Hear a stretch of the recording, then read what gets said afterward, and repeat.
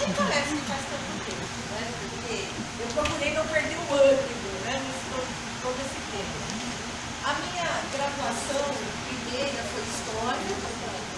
Gosto muito de História, né? Sempre me identifiquei. E eu comecei a ministrar a aula, né? Porque a gente pode dar aula, né? A professor não pode dar aula, ele tem que ministrar. Porque aqui no pedaço não é dado muito valor, né? Então eu comecei a trabalhar como professora de História, mas eu percebi que faltava alguma coisa. E aí eu achei que eu precisava fazer pedagogia. Depois eu até conto como é que eu descobri que eu tinha que fazer pedagogia. Aí eu fiz pedagogia, mas vocês sabem, o professor nunca pode falar, já terminei, já fiz, né, minha graduação e parar. Então eu sempre fui estudando, depois eu fiz uma pós-graduação em História da América, mas depois eu fiz mestrado em Educação e depois fiz doutorado em Educação, então eu consegui completar já o meu doutorado e paralelamente a nossa vida enquanto professora, né? Eu também, por conta, a pedagogia me permitiu depois fazer um concurso, fui aprovada como diretora de escola, depois eu fiz um outro concurso, fui aprovada como supervisora de ensino, então eu atualmente sou supervisora de ensino da rede cooperativa estadual. E aí, conforme eu for lembrando, eu vou falando mais para essa porque o lugar também é mais para uma conversa, né?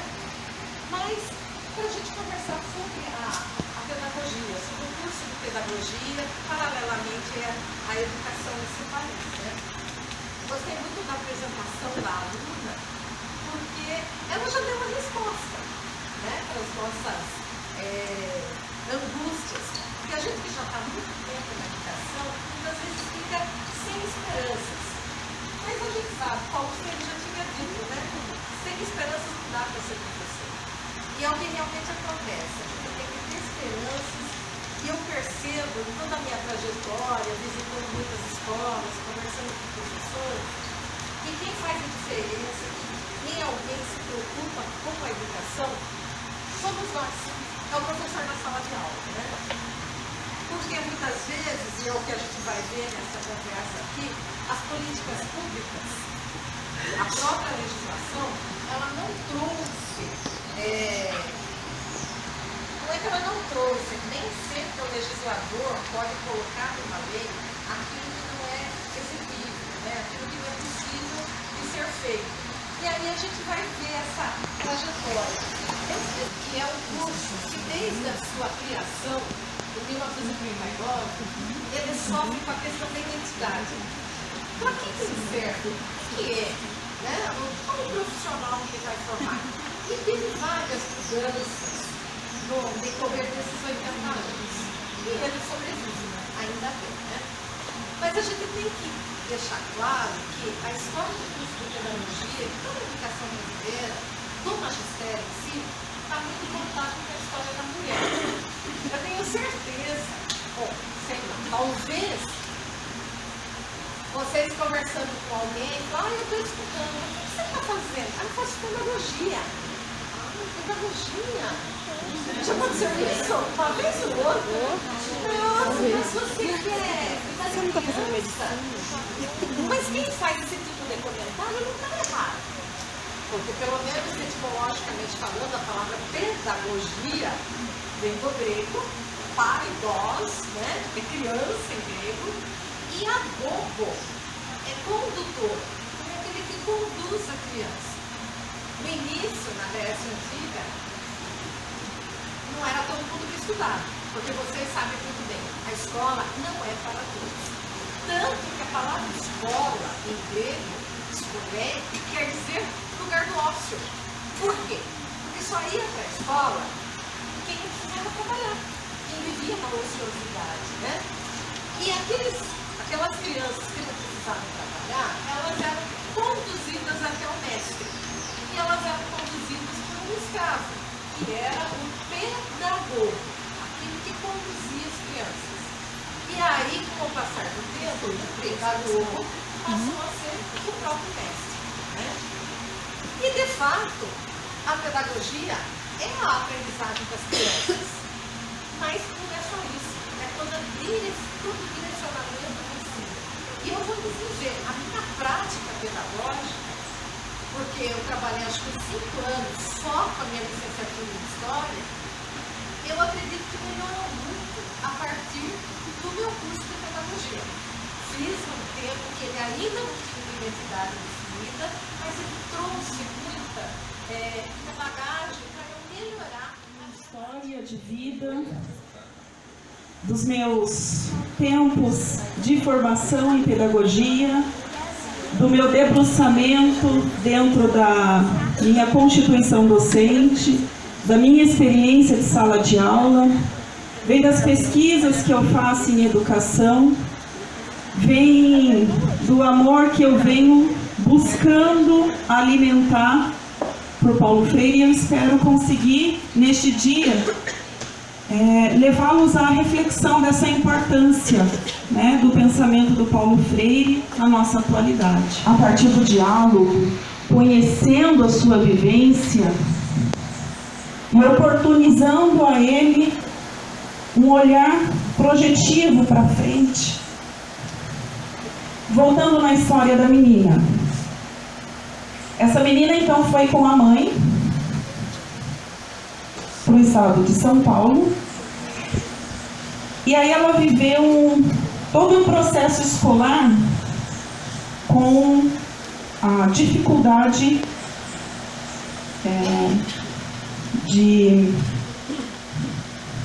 ela precisava usar óculos e ninguém identificava isso. Ela vivia com dores de cabeça, mas a mãe não sabia o que fazer. E ela, do jardim até terminar o ensino médio, ela sentava na primeira carteira, ano após ano ela ia sentando cada vez mais à frente e copiando do coleguinha ao lado, porque ela não enxergava na luz. E nenhum professor percebeu. Em todo o trajeto escolar, os 12 anos do pai, que disse, nunca vai ser nada, que na 8ª série, quando ela percebeu que ela estava saindo de uma escola, ela teria que ir para outra, onde ela ficaria 3 anos e teria que decidir, ou, na verdade, ela sabia que ela não teria que decidir, porque aluno de escola pública não tem o que fazer. Né? Ele está ali para se alimentar só, comer a merenda e vai embora, ele nunca vai poder ser nada. Era o que os professores diziam, a dificuldade que ela tinha, que ela enfrentava ali dentro da escola. Ela, todos os dias, eu quero ir para a escola porque eu quero ainda encontrar o meu pai e falar, pai, eu terminei, pai, eu vou entrar na faculdade, ou pai, eu entrei na faculdade.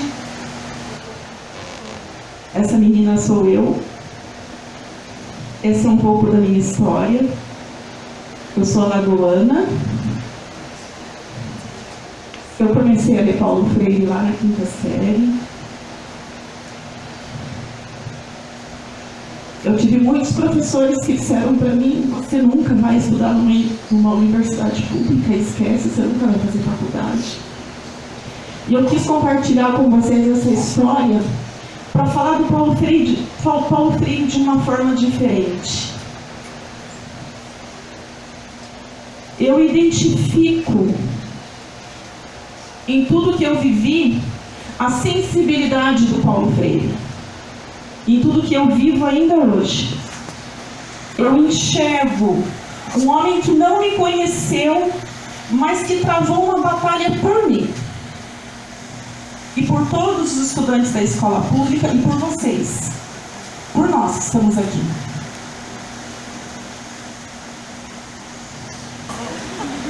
É leitura prazerosa, não é? Quero agradecer a todos estarem aqui e dar os parabéns hoje para vocês. Bom, para começar então essa fala, eu coloco que o meu primeiro contato com o pensamento do Paulo Freire foi um pouco diferente. Não foi a partir de uma ação dialógica com um professor brasileiro. Em 1993 eu entrei no Seminário Presbiteriano de Campinas, e lá a minha primeira formação é teologia, e lá eu tive contato com uma professora norte-americana chamada Sharon K. George. A Sharon foi aluna do Paulo Freire em Harvard. Ela estudou aos pés de Paulo Freire naquele período em que Freire estava fora do país. Ela tinha uma formação em teologia na Universidade de Princeton e a incumbência dela para com aqueles alunos em 1993 era falar sobre educação. E ela apresentou um olhar extremamente diferente. Uma das indagações da Sharon era justamente perguntar para nós, brasileiros, possíveis teólogos brasileiros, quem era Paulo Freire. E poucos da classe sabiam quem era o Paulo Freire. Eu tinha lá aproximadamente meus 18 anos de idade, já tinha lido um pouco sobre outros teóricos, mas não Paulo Freire.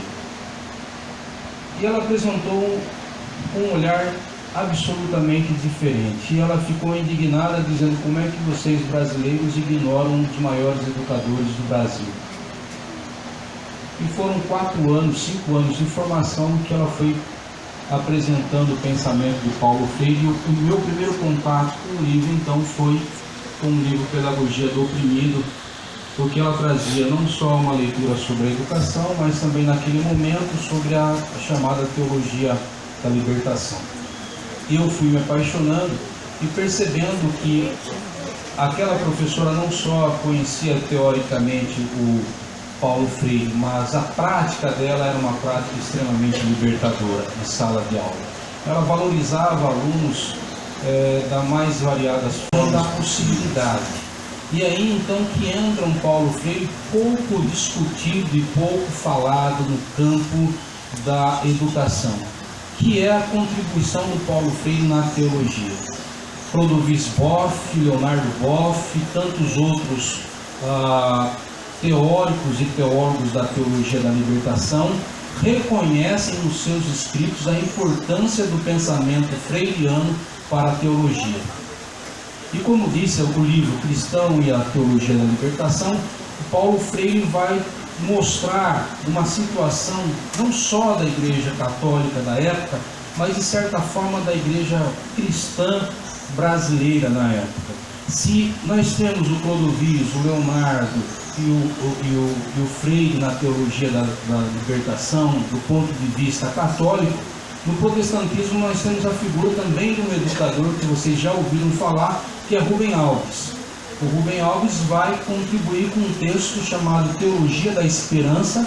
Esse texto ele vai fazer uma releitura de um teólogo chamado Jürgen Moltmann e vai mostrar que é possível uma teologia a partir do olhar dos pobres e da pobreza e da miséria. Foi uma situação que ambos, tanto o Rubem Alves como o Paulo Freire, utilizaram essa linguagem, a linguagem da possibilidade, para mostrar que não basta apenas pontuar as formas de opressão. Não basta apenas para o educador entender as mais variadas formas de opressão. É preciso construir possibilidades de transformação. Por isso ele vai dizer que ninguém educa sozinho. E se com a educação nós não mudamos o mundo, a educação muda as pessoas. E as pessoas então podem mudar o mundo. Crescendo um pouquinho mais do Paulo Freire. Então, não olha assim pra ela.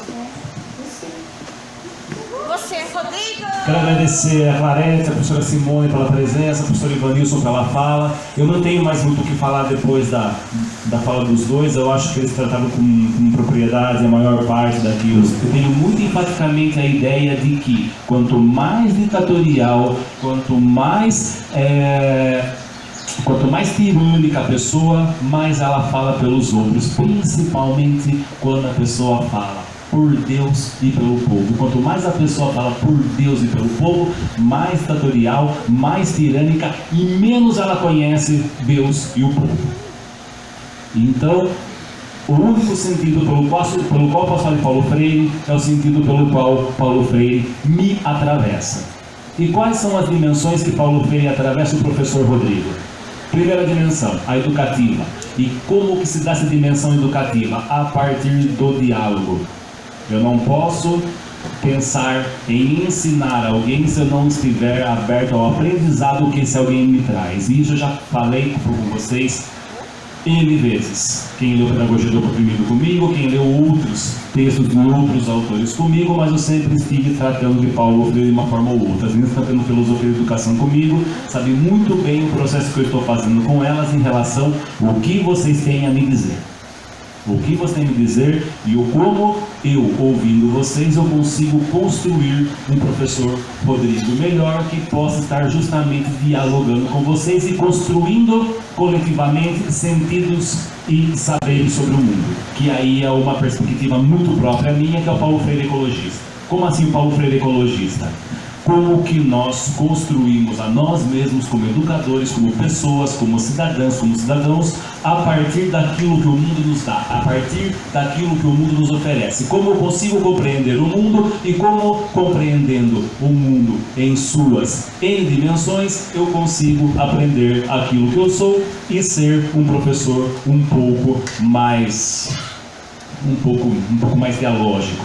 Então, quando o mundo ele nos traz o seu conhecimento, quando o mundo nos dá os seus saberes, o mundo ele nos forma. Tem uma fala do Paulo Freire na PUC que é muito específica quando ele fala sobre o cheiro do caju e como que o cheiro do caju ele nos constitui, porque nós temos as nossas lembranças, temos as nossas memórias e temos nossos desejos, nossos apetites, nos termos Spinoza inclusive. Como que as nossas vontades, as nossas felicidades, elas estão presentes em um cheiro, que é o cheiro do caju. Porque o Paulo Freire falava isso, porque quando ele foi expulso do Brasil covardemente por essa ditadura cretina que muita gente está pensando em enaltecer hoje, ele sempre lamentava. Eu lamentava de muita coisa, mas eu lamentava profundamente do cheiro do caju. Aquilo que me constituía, eu não tinha mais o contato, porque eu estava longe do caju, que é tipicamente brasileiro. Então Paulo Freire sempre me afetou muito em minha prática, em minha postura de professor, como todos vocês sabem, justamente a partir desse caráter ético e desse caráter político que se dá no professor de vocês, Rodrigo Bardi.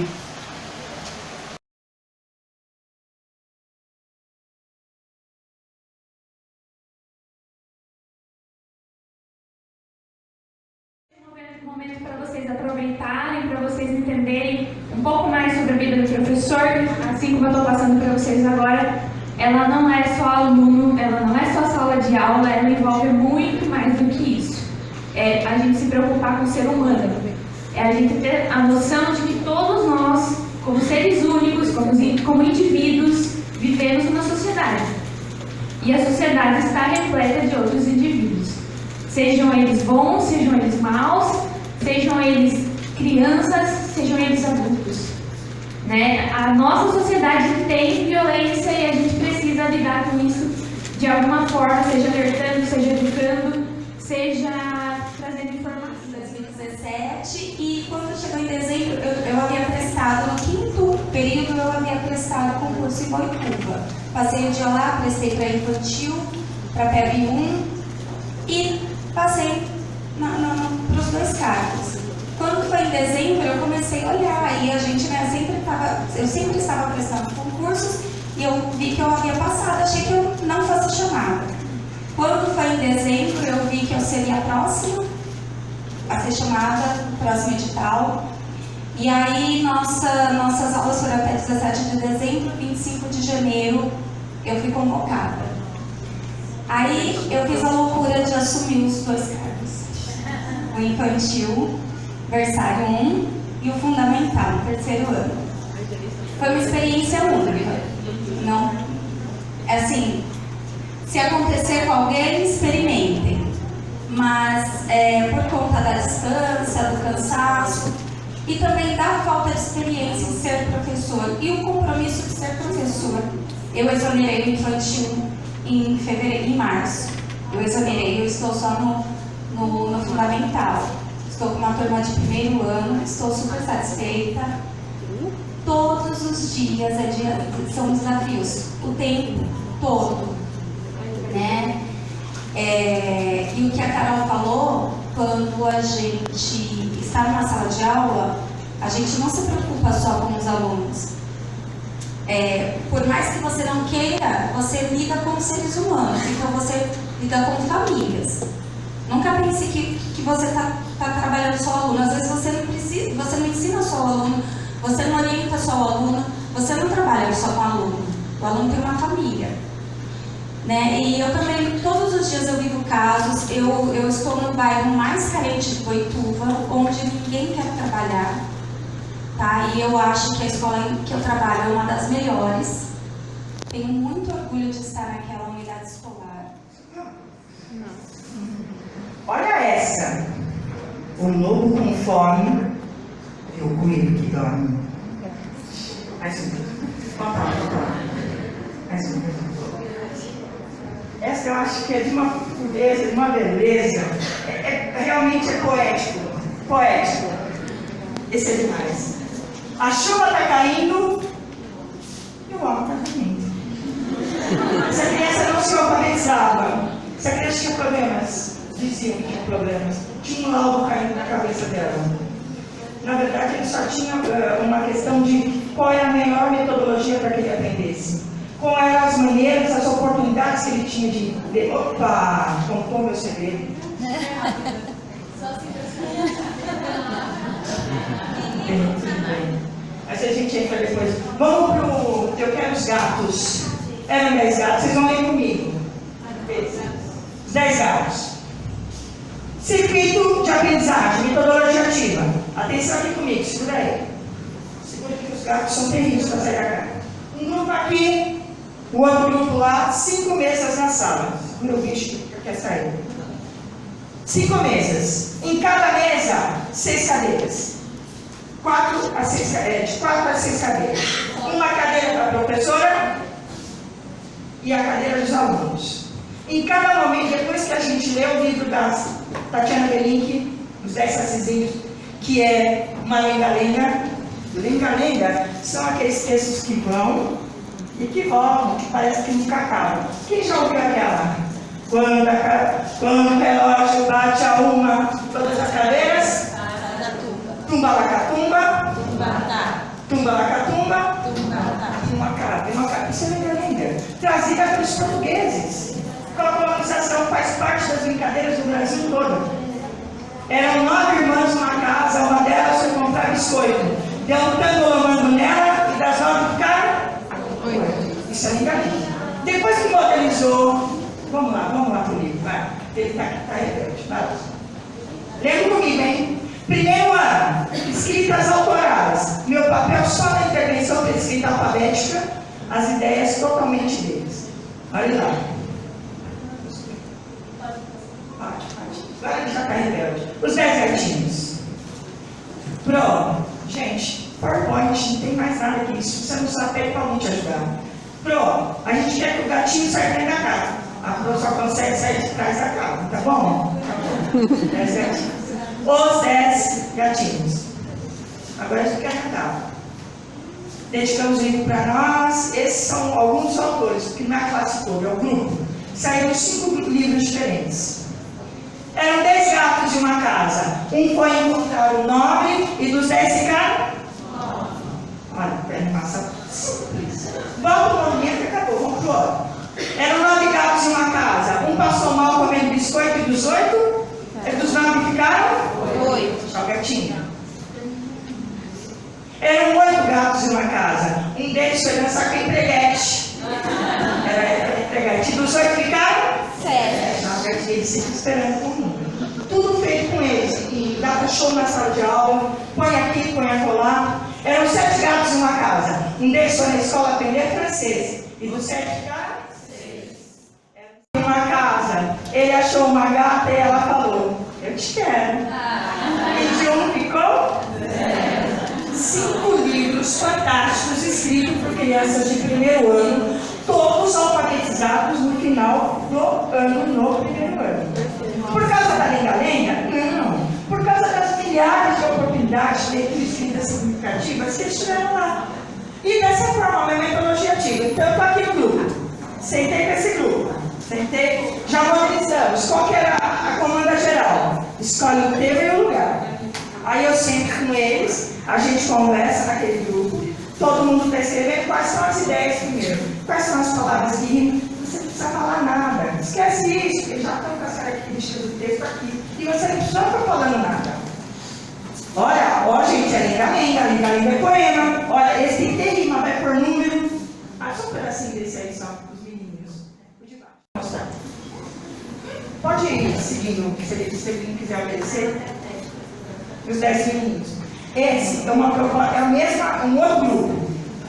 Pode virar para adiantar? Cada um uma proposta diferente. Eu só quero mostrar o jeito que eles colocaram, eles deram uma doença para cada um. Pode ir. Eram 10 menininhos tão bonitinhos. Um deles saiu para comer nozes. Deu uma dor de barriga nele dos 10 caras. Por uma. Eram 9 menininhos tão bonitinhos. Um deles saiu para buscar biscoito. Deu uma catapora nele e dos 9 caras. Eram 8 menininhos tão bonitinhos. Um deles saiu para procurar cotonete. Deu uma dor de ouvido nele e dos 8 caras 7.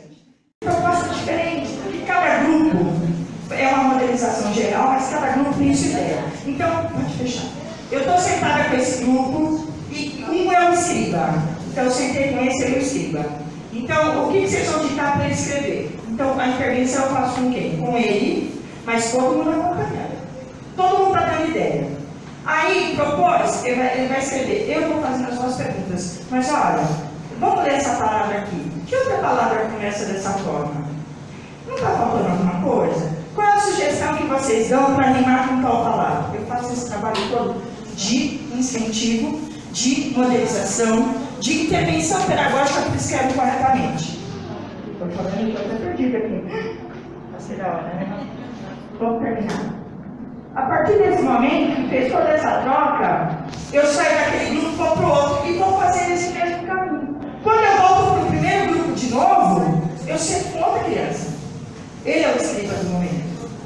Dessa forma, eu vou girando os grupos todos e dando essas intervenções, por isso que são isso. Entrevista com a dona Merineira, essa foi.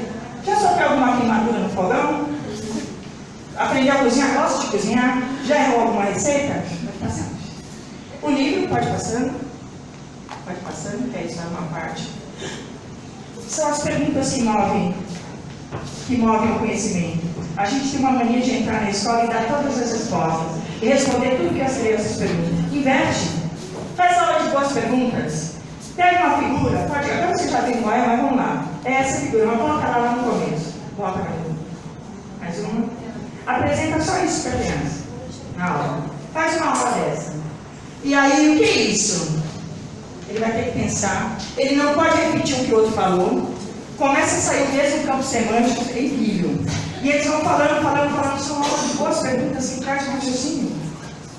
E aí, quando chega aqui, já esgotou, alguém vai chegar lá e isso pode passar. São as perguntas que movem o conhecimento, não são as respostas. Você vai numa palestra do Pacheco, né, da Escola da Ponte, você fica esperando ele falar e ele fala assim: vocês não vão começar? Ele já veio aqui, vocês não vão começar? Eu falei: mas começar o quê? Vocês não vão perguntar? O que move o conhecimento todo.